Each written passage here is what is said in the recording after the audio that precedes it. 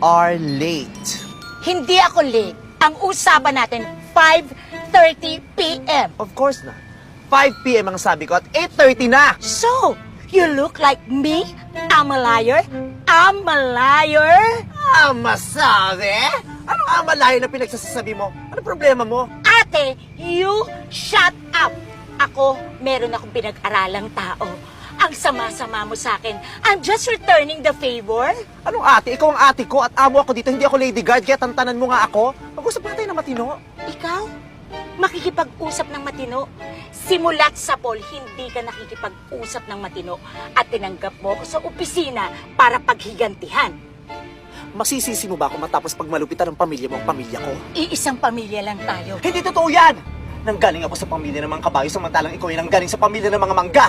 Iisang pamilya. Sabihin mo yan sa nanay mong presidente ng mga aswang! Walang presidente ng mga aswang ko. Ang nanay mo ay presidente ng mga babarang kabet! Kundi dahil sa'yo, hindi naging baldado ang nanay ko! Bakit? Ako ba ang tumulak? Kung sinakluluhan mo siya, edi sana nakahawak siya sa baba mo, hindi siya nalumpo!